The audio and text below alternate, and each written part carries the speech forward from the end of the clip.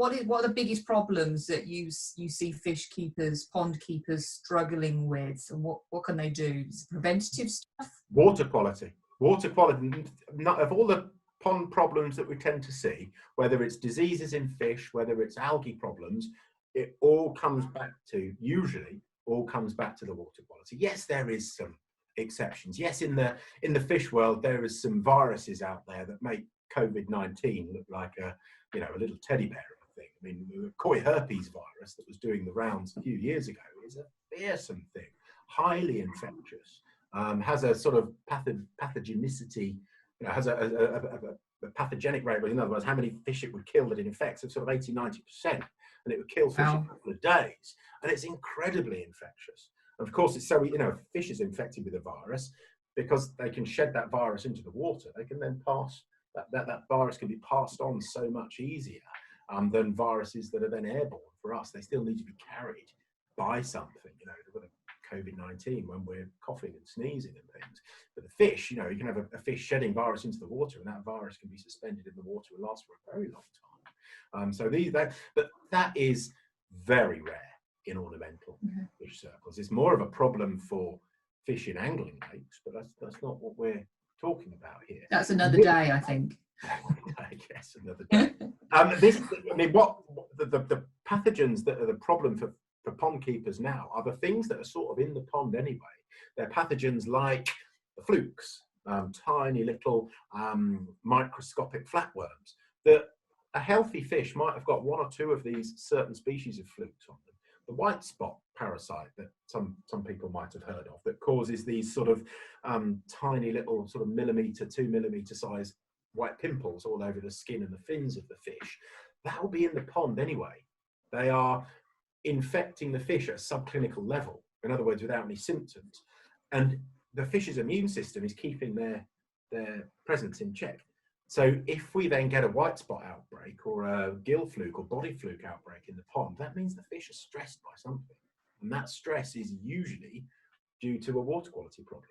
It could be that so it's a secondary problem. Usually, yeah. So those are, yes, and that's not to say there isn't some really novel, nasty pathogens out there, but they're super rare compared to just good old, not optimal water chemistry, suppressing the immune system, leading to stress in the fish, suppressing their immune system, and it's just, like I said before, it's giving a good leg up to those pathogens, giving them increasing the chance that they can infect.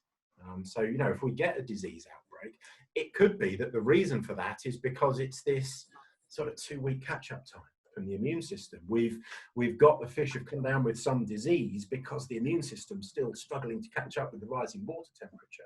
And so it's not strictly, because of ammonia poisoning or nitrite poisoning or the pH was too high or something.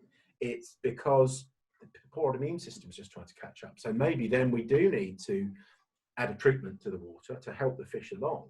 But this concept of thinking, well, if I know the fish are vulnerable at this time of year, so I'll put a preventative disease treatment in just in case, it's probably not a good idea, in my opinion. Harmful or not beneficial in any way?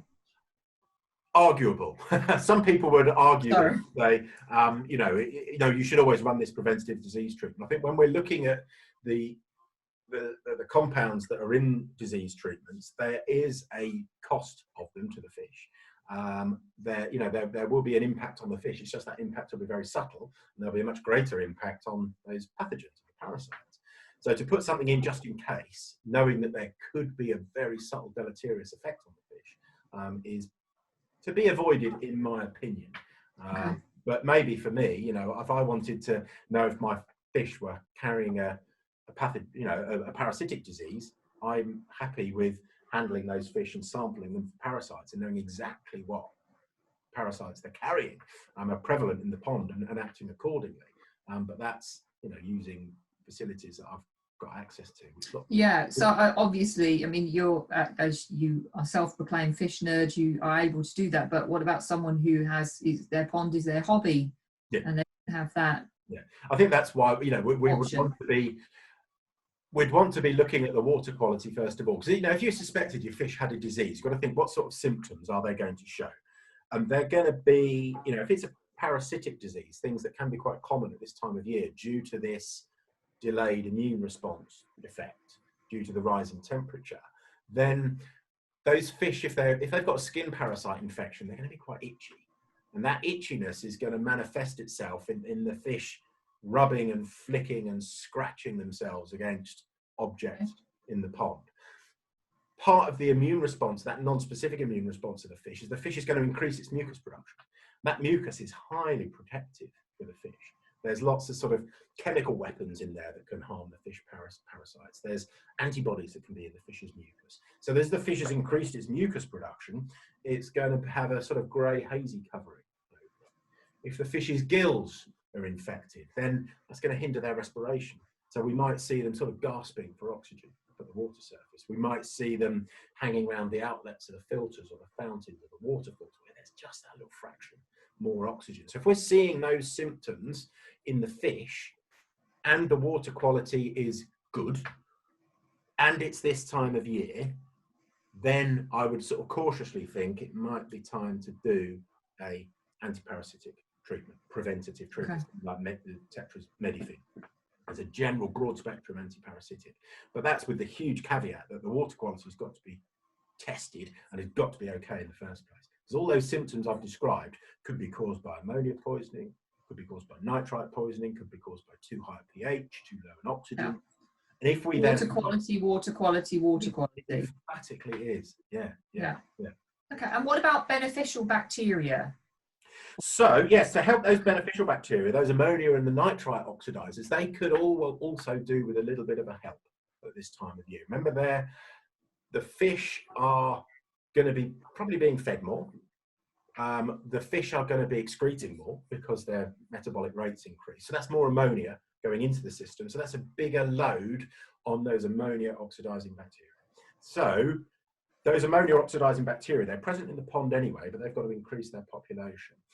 Same thing for the nitrite oxidizing bacteria. So adding something like the pond filter star can really help, because we know that's exactly the right bacteria in the right mix that are then going to be going into the pond and colonizing the filter to help that, help increase that population nice and quickly.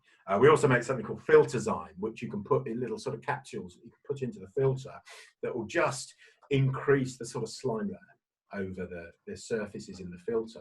And that's where these bacteria need to live. And as these bacteria colonize, they almost need some sort of other pioneering bacteria species to set up a thick slime layer on the surfaces in the filter. And then those ammonia and nitrite oxidizers can go and move into that slime layer and colonize that existing slime layer. So what the Filterzyme does is helps to establish that slime layer, so it can just improve the colonization time of these bacteria.